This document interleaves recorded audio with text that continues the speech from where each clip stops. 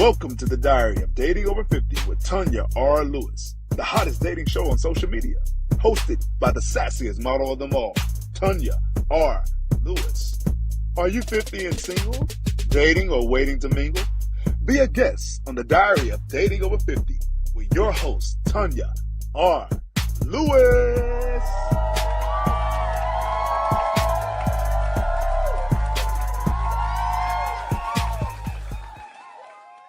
Hello, welcome to another episode of the Diary of Dating Over 50 with your host, Tanya R. Lewis. And guys, I got a great guy for you today. Okay, we gonna dig so deep into his life. When he leave here, he gonna be light because he gonna be able to empty all that trash to us. Okay, so y'all know how I do my guests. I allow them to introduce themselves. Hey, what's going on with everybody out there? I'm so honored to be here. It's your boy Jwritez, the musical poet. We're here to give that testimony. Okay. All right. So we're going to start off because we're going to jump right into this, guys. Y'all know how I do it. Can you share a little bit about your childhood and where you came up at? Yes. I grew up in Harlem. I was born in Harlem. I grew up in South Jamaica, Queens. Okay. And I lost my brother. He was 5 years old. He mistaken my mother's drugs for candy and died. And that was the turning point in my life. I was placed in foster care at 2 years old until I was 8. My mother was still on the path of using drugs. So back there in that day, I think, because me and you are probably close in age. Yes. So back there in the day, that heroin was big in that day. The heroin was huge. Okay. The ACS was not the way it is today. So kids was being lost in the system. Kids were overlooked, still being in the household of these drugs and stuff like that. No one was there. Okay. And So, you got caught up in the system. I got caught up in the system. I was in the foster care from 2 to 8. And then the ACS felt as though my mother was ready to take me back. My biological mother, who was still on drugs, living in poverty, and chasing those drugs. And they put me back from when I was 8. So I was confused. They came into the home. I'm, from 2 to 8 years old. They're taking me to this stranger that happened to be my mother. Right. Because it had been 4 or 5 years. Yes. Okay. So I go into this household and I'm like, who are these siblings and stuff like these? Who are these people? And these are my brothers and sisters. So like I said, my mother was still on the drugs. She was running the streets. And I had to provide for my siblings. Okay. And natural instincts kicked in. Survival, provide. Okay. And you were how old around that time? 8 years old. 8 years old. Okay. Okay. And I was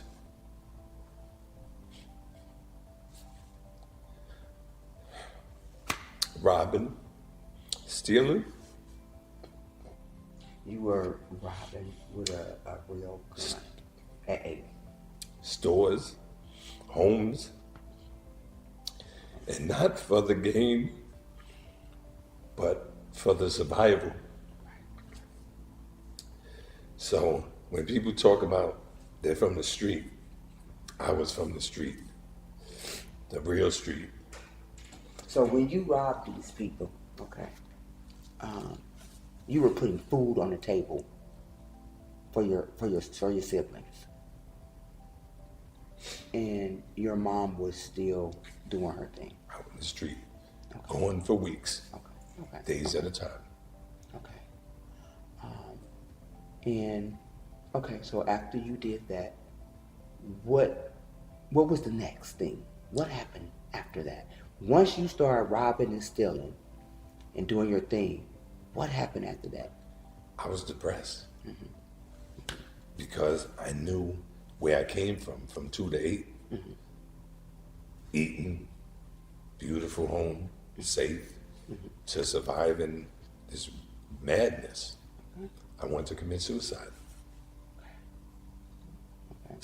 I locked myself in the refrigerator, unplugged, tried to suffocate, didn't happen. I started eating roach poison, rat poison, meat and air, putting in my hair. God said he wasn't ready for you to go nowhere because you had a story to tell. Yes, And you get to tell that story exclusive Yes. to Tanya Arlene. yes, Okay. yes, So you ended up in the penal system as well. Is that yes. correct? Okay. Tell me about that. Oh, I was in the penal system, and I served 12 years. And you went for 12 years for what? 12 years. At the time, I thought, I was defending myself. I was actually shot, retreated, and I defended myself. And I wound up doing 85% of my time. I've never been arrested before, never been caught up in anything.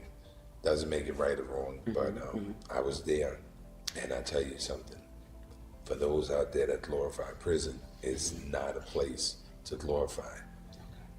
I was on Rikers Island for 2 years when Rikers Island was Rikers Island, worst prison. I look at myself, I look at my nose. Yeah, you was a young, I was young at the time. I was actually light skin with light good skin. hair. My Going hair to jail? My hair was actually past my waist. Part Native American, Cherokee, and black. Okay. So pretty boy. Yes. Everything. And when I went in there, I just said to myself, the animalistic instinct kicks in. Either it's flight or fight. Right. And I chose, I'm not going to be a victim for anybody.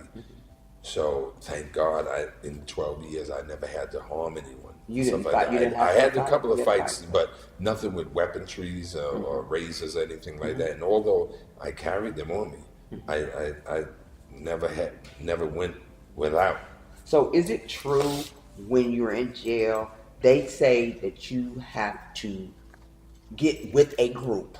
Because my son, he did 12 years, Yeah. but he ended up going with the Muslims. And let me just say something. Some people do it. Some people don't have to do it. It's nothing to belittle you. He probably found his religion there, and that's what he went with.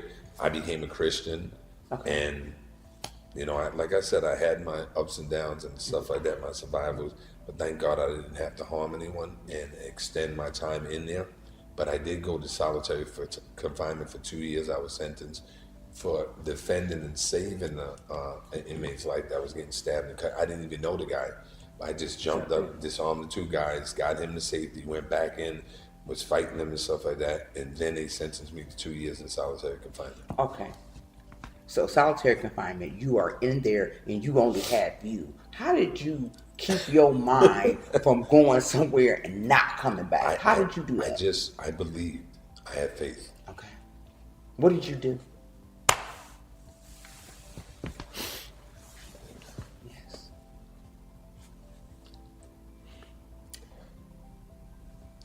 That was the turning point.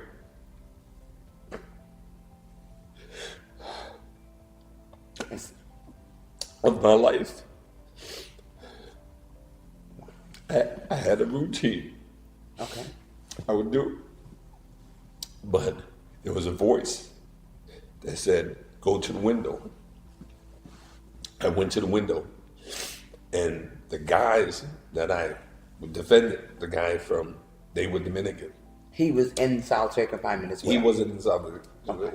They were talking about him in Spanish. Again, I'm American Indian and black. I don't understand Spanish at all. Okay. Although I look it, Okay. I understood everything they said.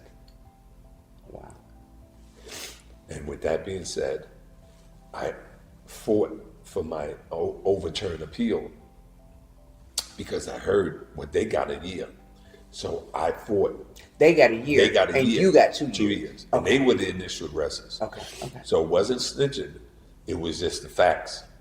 Okay. I had it overturned. I got out. Because my son did a long time in a stretch in solitary confinement. It's no joke. It's no joke.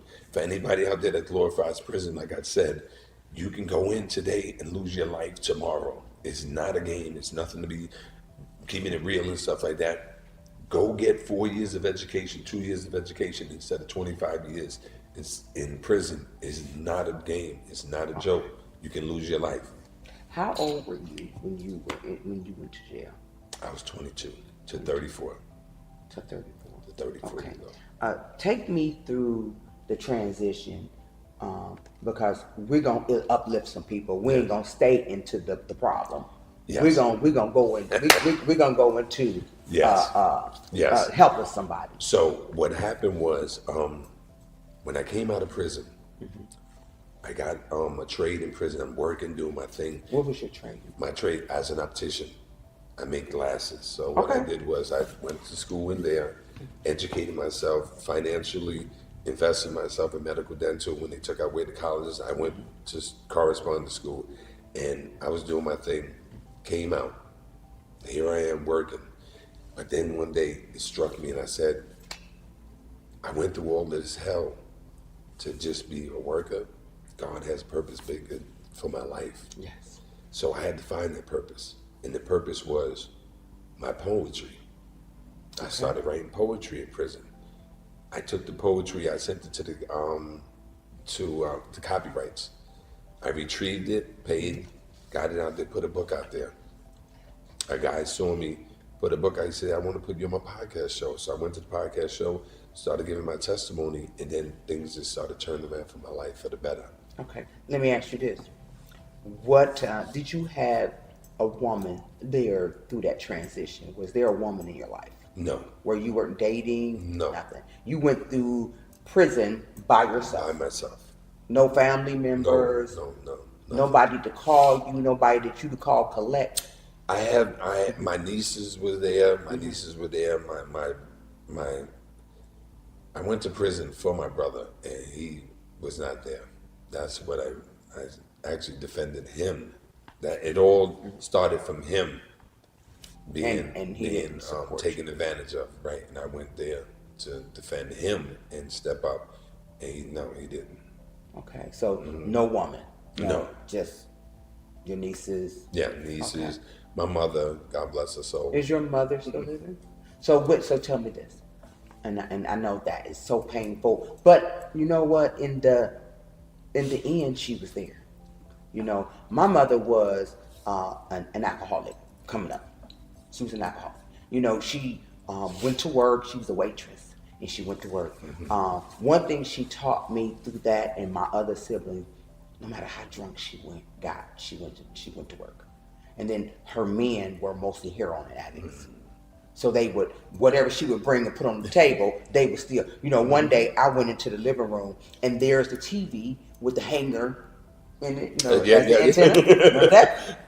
I go to school, come back home, the antenna is there. TV sold. TV gone. A little black and white TV. So, but your mom was there at the end. My mother ended up being there at the end. She was a great grandmother. Mother, but a great grandmother.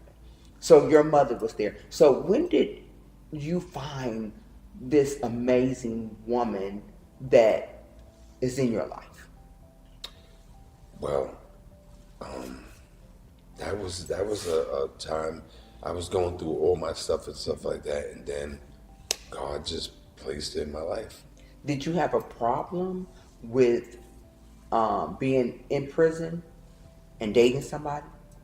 No. You know, because some people, like, the guy tell me, I'm a felon. I went to jail for 20 years, and I'm like, Right. Yeah.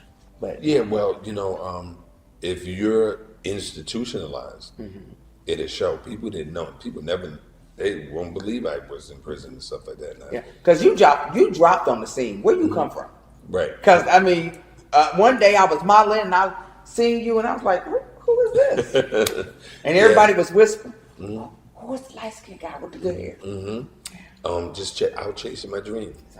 Out chasing my dream. And I want everyone to know out there, man, despite losing does not define you to be a loser, and it's never too late to be great. 54 years old, the first musical poet to appear on the Apollo Theater. Yes. Okay, wait a minute. I was going to get to that. I was going to get to that. That's the good stuff. Okay? Because, like I said, we ain't going to lay in the problem. So how did you get invited to the Apollo? I actually auditioned. I auditioned for the Apollo Theater, and what was so crazy was I received a telephone call and they was like, listen, you won the position to come and perform and compete. And I was like, man, one of my friends is acting stupid. So I hung up the phone. I keep walking and I received a text and they said, this is, I forgot the name, Cynthia from the Apollo Theater. This is real. I got on that phone, I couldn't believe it because the Apollo Theater is iconic. Like for someone that I don't care. Is. Like I told my family, win, lose, or boo, I don't give a crap. As long as you make it, that people are always looking to win. Just being in it, the journey alone, and just being going through it, it's iconic. Okay. Not many people could say they performed at the Apollo Theater and rubbed Did that you go stuff. rub that? I rubbed that stuff. I didn't want to let go. And what was so crazy is the lights are so on you. You don't see not one person in the audience. Because it's so much. It's so many lights. Like I walked in. It was like I was looking, and it was like go, and I couldn't believe it. So. This is how I do it. You gotta do. You gotta give me a little bit, a little poetry. You gotta give me a little bit. If you were to look behind the smile, you would encounter tears equivalent to a mile. Many promises stand firm as a stone. Instead, I remain alone. This was my life before you. You have erased such a place where virtues I could taste. You are my today, my tomorrow, substance in the world without sorrow. Today, when you look into these eyes, you would only see you. A soul revealing inflection in you, affection so true. My eyes wince in the question for you. My life was a game I allowed people to play. You showed me a better way. Now I burn to rise. You are the truth behind these eyes. Okay, you hit it like how they go. But what I did was, when I would go out to open mics and spoken words and stuff like that, it was beautiful. And kudos to everybody out there that's a spoken word poet.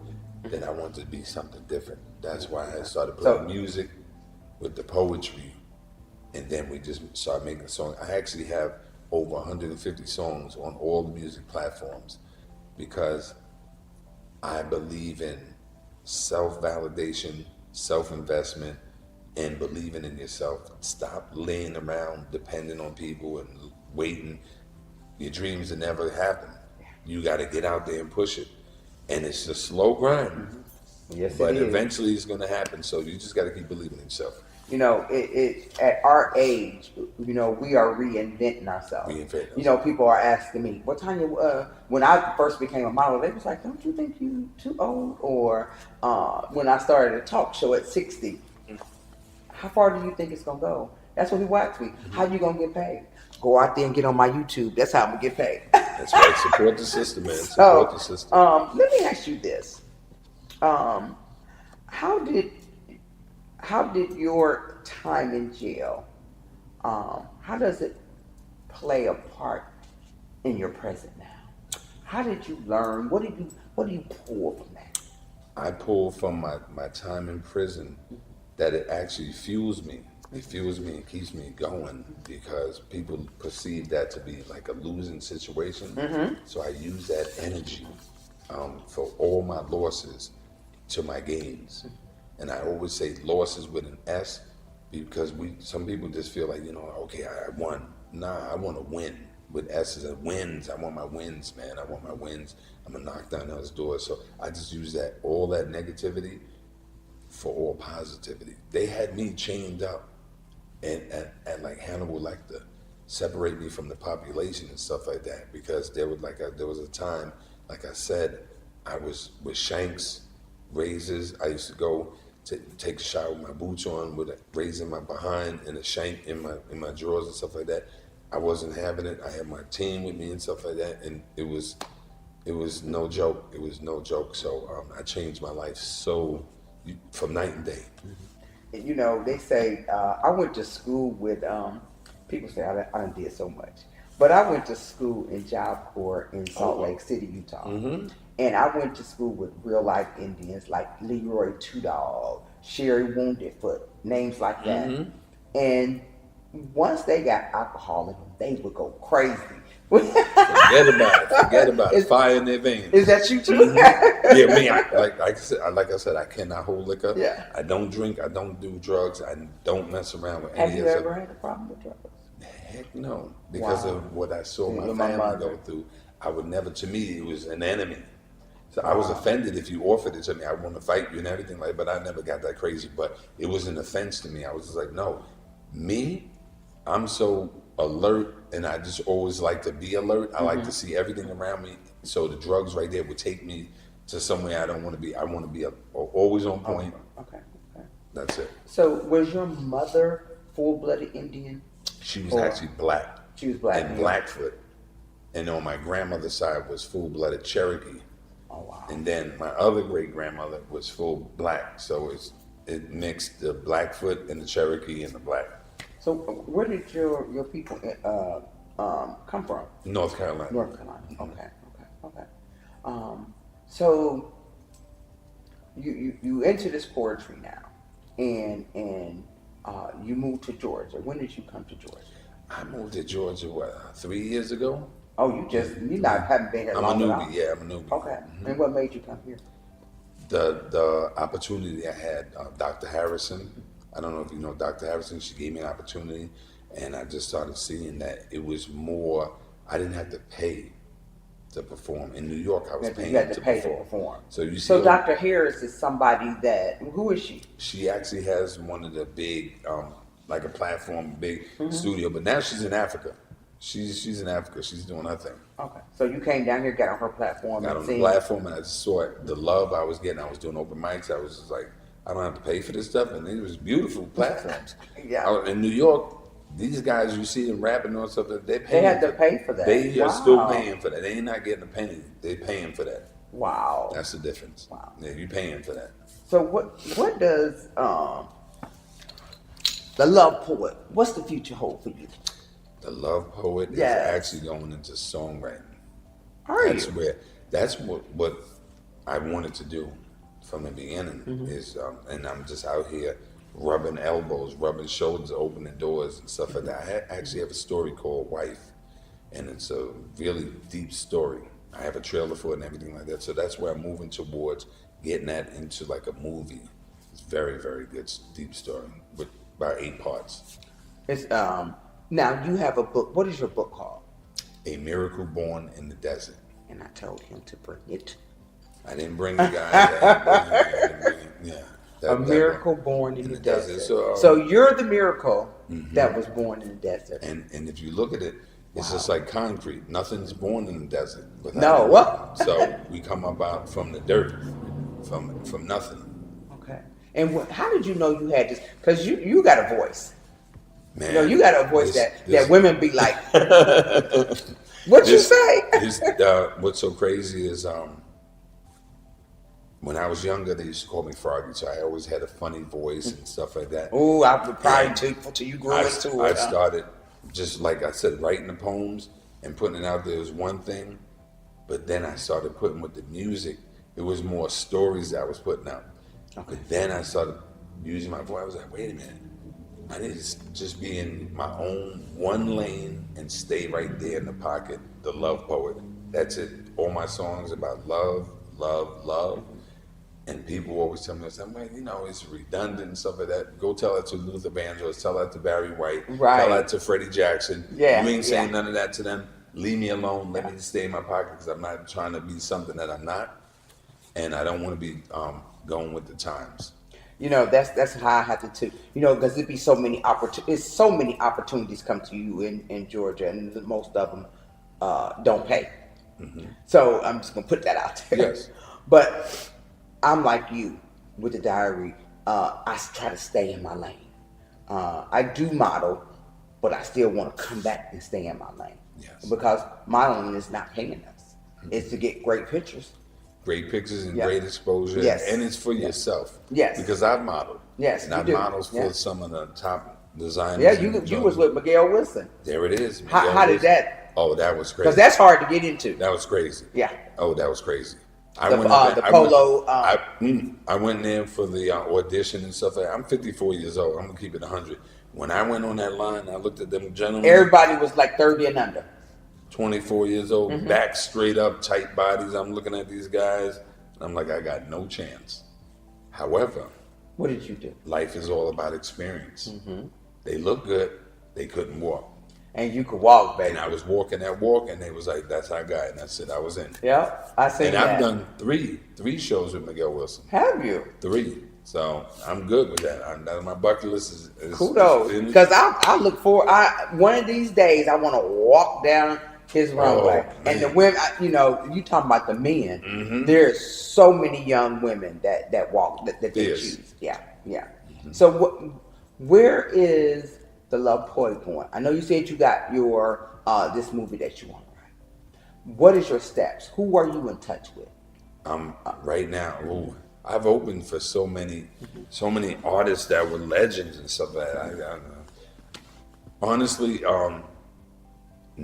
it's gonna sound kind of crazy, like it's the journey, and I won't say not impressed and nothing like that. I respect all the legends and everyone, and for me, it's always what's next. What's next? I was the first to open up for the Chabarak, or the Mr. Cheeks, Melissa Morgan, Force and D's. These are legends. These are Paul Anthony. All these guys, Force and D's. All these guys are amazing. But I'm always looking for what's next, what's higher. That's what stimulates me. That's what keeps me going.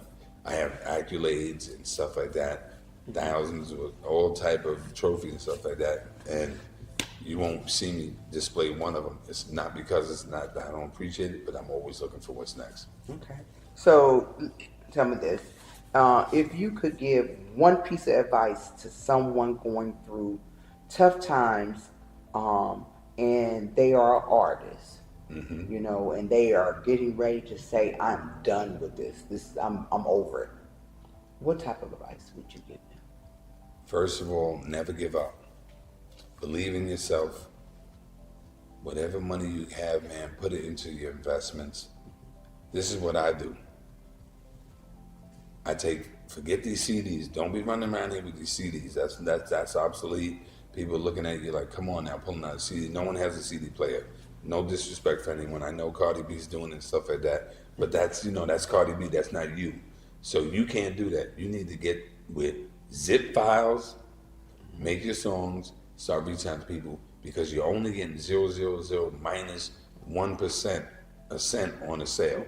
Yes. When it was 99 cents for one song.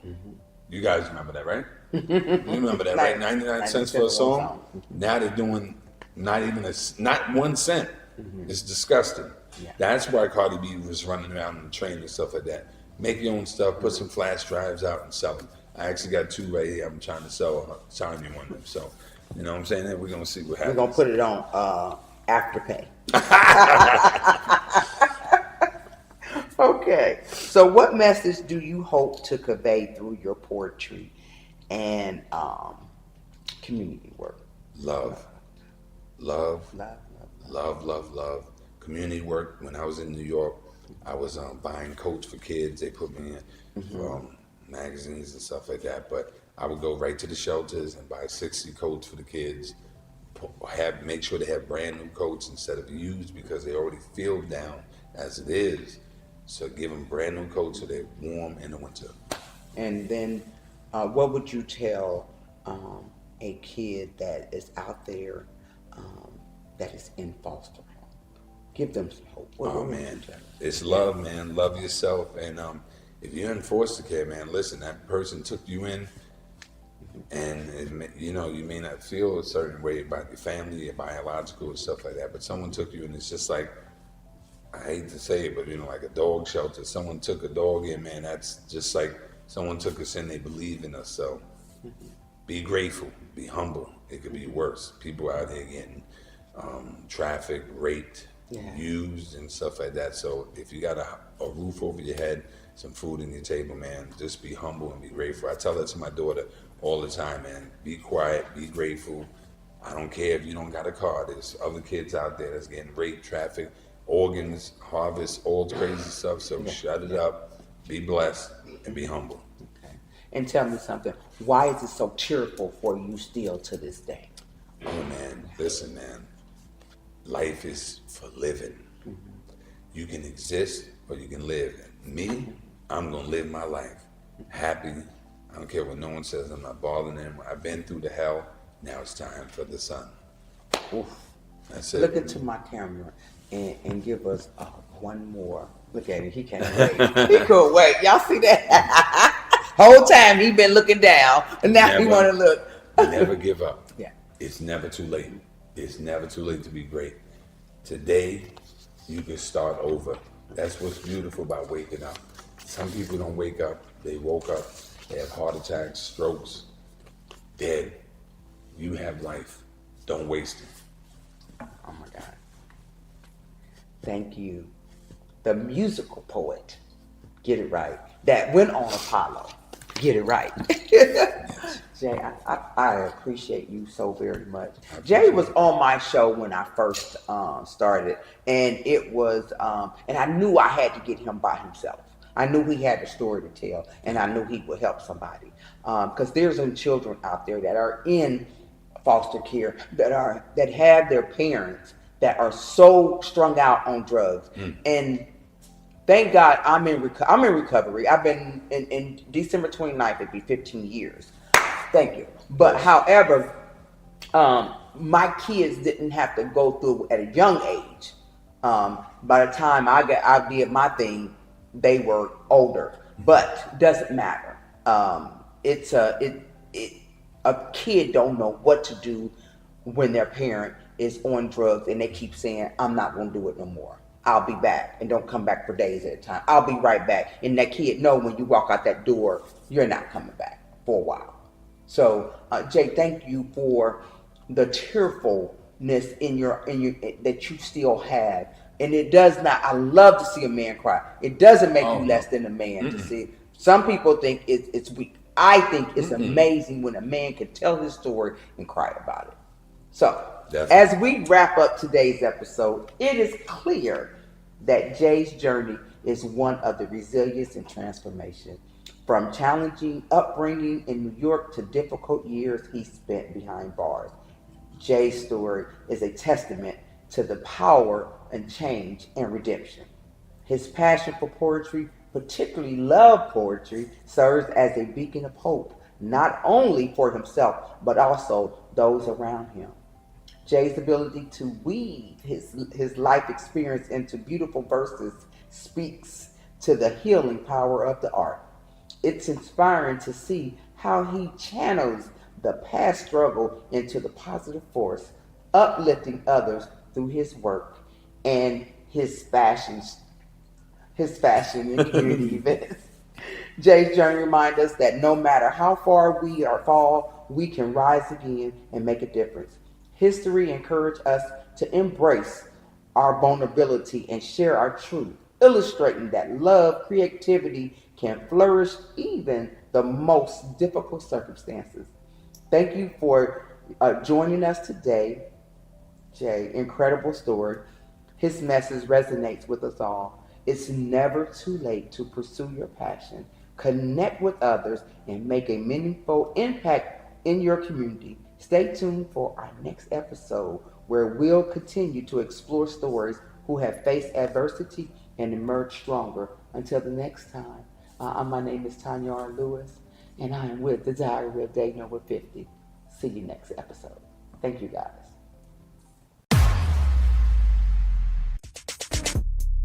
The hottest dating show on social media, hosted by the sassiest model of them all, Tanya R. Lewis. Are you 50 and single, dating, or waiting to mingle? Be a guest on the Diary of Dating Over 50 with your host, Tanya R. Lewis.